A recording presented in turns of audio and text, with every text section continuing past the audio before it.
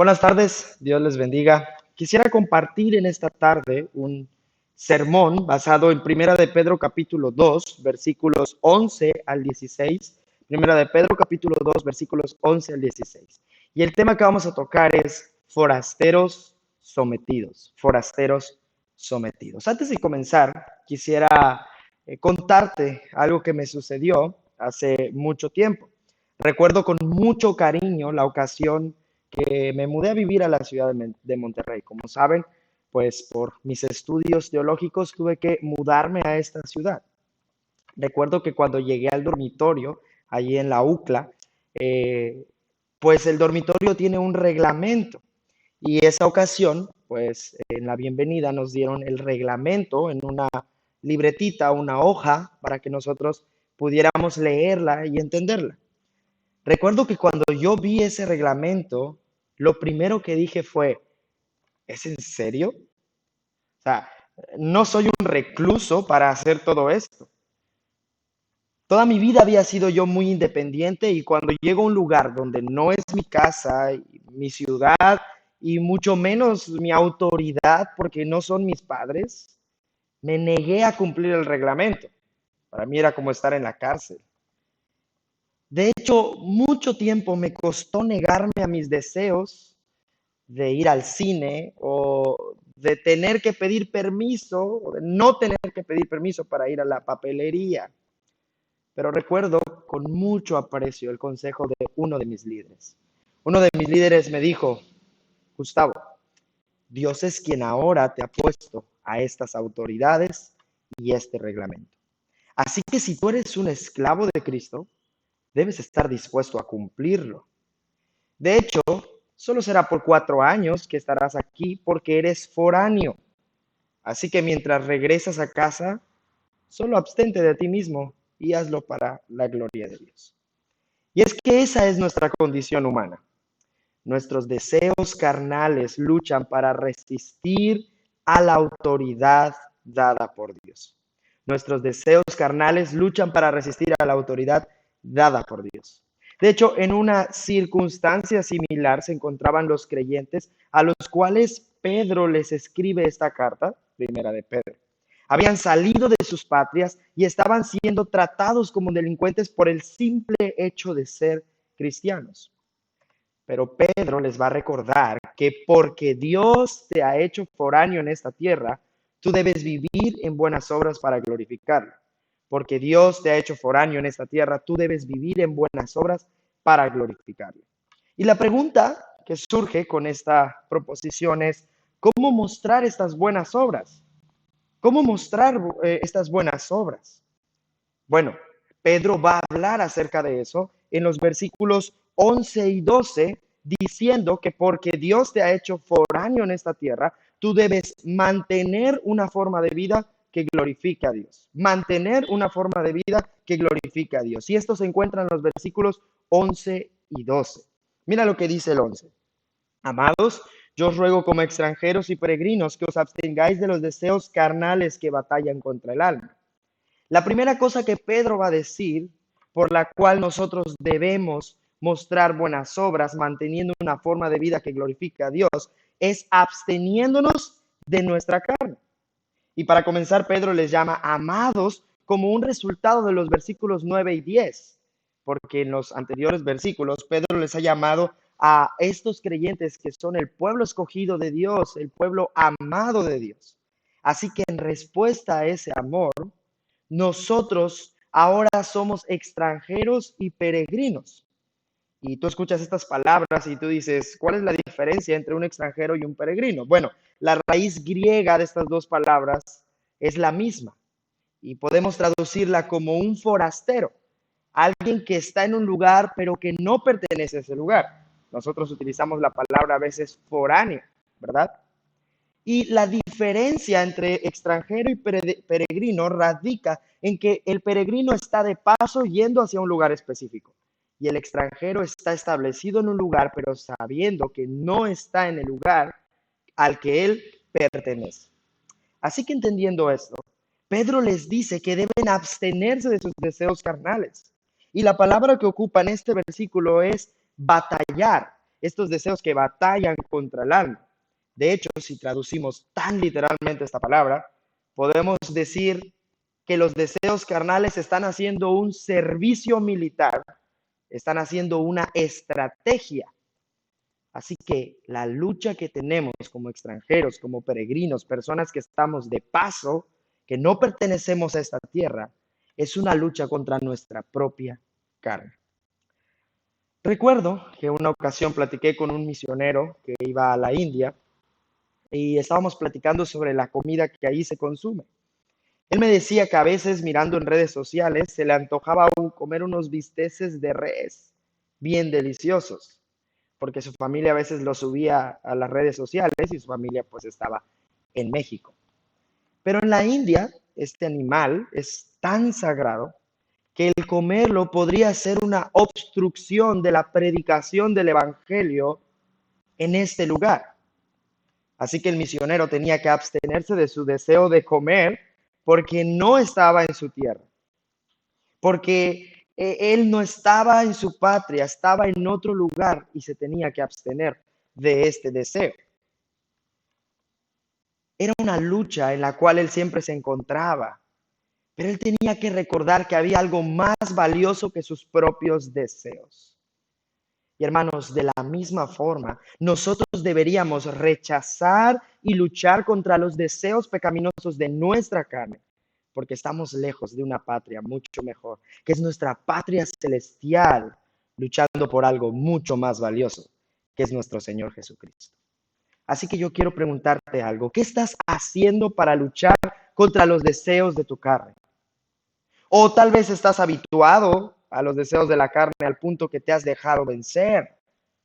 ¿Estás dispuesto a luchar contra la inmoralidad, contra la lujuria, contra la pornografía, contra la mentira? ¿O son estos pecados carnales muchos más valiosos para ti que la patria celestial que te espera?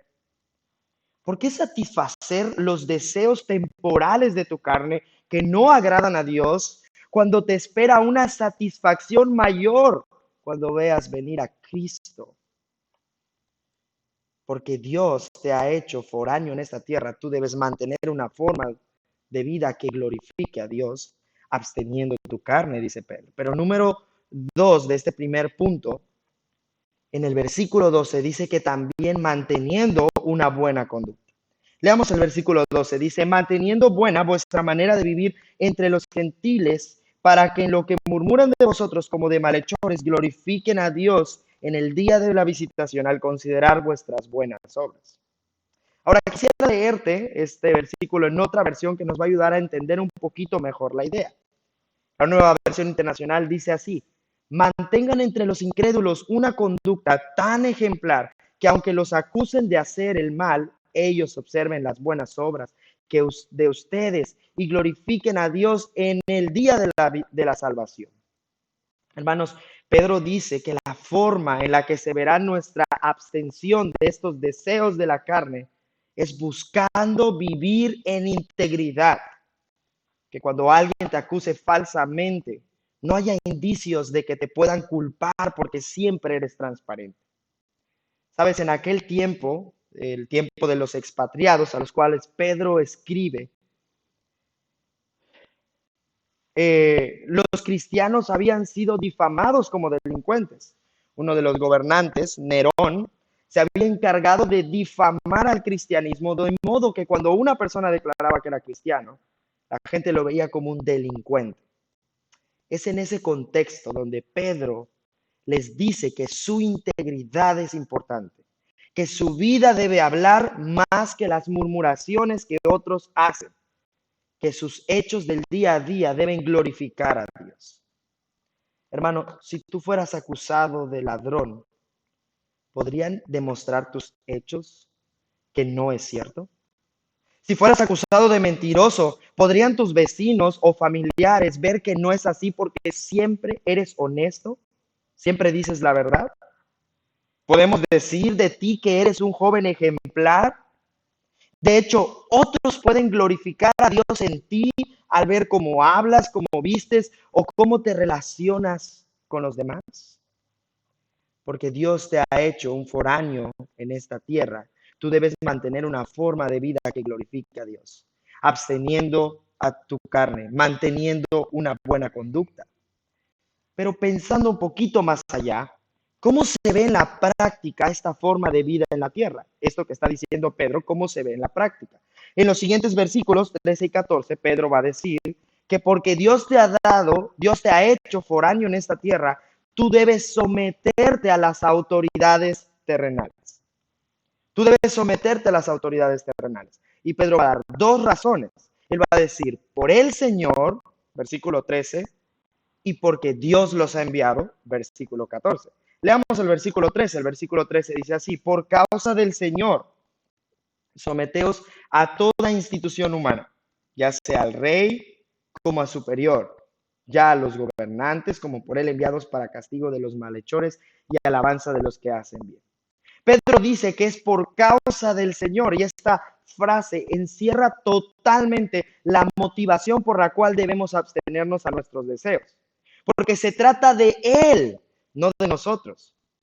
Pedro les dice a los expatriados que tienen que someterse a sus autoridades. Él menciona en el versículo 13 a cualquier institución humana, al rey o a cualquier superior que ustedes tengan. Sabes, para estos expatriados esto era difícil, porque estas autoridades a las que se debían someter son las mismas que los oprimían, los perseguían, los lastimaban. Pero su deber de representar a Cristo era mucho mayor que el sufrimiento terrenal que podía causar la sumisión. De hecho, en otras porciones de las Escrituras encontramos este mandato de someternos a las autoridades. Pablo lo dice en Romanos 13:1. Sométase toda persona a las autoridades superiores porque no hay autoridad sino de parte de Dios y las que hay por Dios han sido establecidas. Tito capítulo 3, versículo 1 dice, recuérdales que se sujeten a los gobernantes y autoridades, que obedezcan, que estén dispuestos a toda buena obra. Hermano, ¿tú te sometes a tus autoridades, aun cuando no sean de tu agrado o que no hagan lo que a ti te parece? ¿Estarías dispuesto a someterte a tu jefe o a tu director, aun cuando te difame o te trate injustamente? ¿Cómo tratas a tus superiores, hermano? ¿Los respetas para dar un buen testimonio de Cristo? Porque Dios te ha hecho foráneo en esta tierra, tú debes someterte a tus autoridades terrenales por causa del Señor, dice Pedro, pero también porque son enviados por Dios. Mira lo que dice el versículo 14, como por él enviados para castigo de los malhechores y alabanza de los que hacen el bien. Pedro les dice que es Dios quien ha puesto a los gobernantes. Así que si tú confías en la soberanía y en el control de Dios, en la autoridad que Él tiene aún sobre los gobernantes terrenales, tú los vas a obedecer. De hecho, Pablo también en Romanos capítulo 13, versículos 3 y 4 dice, porque los magistrados no están para infundir temor al que hace el bien, sino al malo. ¿Quieres pues no temer la autoridad? Haz lo bueno y tendrás alabanza de ella, porque es servidor de Dios para tu bien. Pablo incluso los llama servidores de Dios. Hermanos, el jefe supremo, la autoridad suprema es Dios y no los hombres. Aún los hombres están bajo la autoridad de Dios, aunque lo nieguen. Para los expatriados era sorprendente escuchar que aquellos que les perseguían aún eran enviados por Dios para bien, pero así era. Hermano, tú ves a tus gobernantes, tus autoridades, como la mano soberana de Dios para tu bien. ¿Oras por ellos o solamente los atacas y los criticas? ¿Cómo ves a las autoridades que Dios ha puesto en tu vida? Tus padres, tus pastores, tus diputados, tus senadores, el presidente. ¿Los ves como algo que Dios ha enviado? Ahora, porque Dios te ha hecho foráneo en esta tierra, tú debes someterse a las autoridades terrenales por el Señor, porque Dios los ha enviado. Pero Pedro nos va a decir ahora cómo debemos hacerlo, o más bien cuál debe ser la motivación para hacerlo. En los versículos 15 y 16, ya para terminar, nos va a decir que porque Dios te ha hecho un foráneo en esta tierra, tú debes hacer el bien como esclavo de Dios.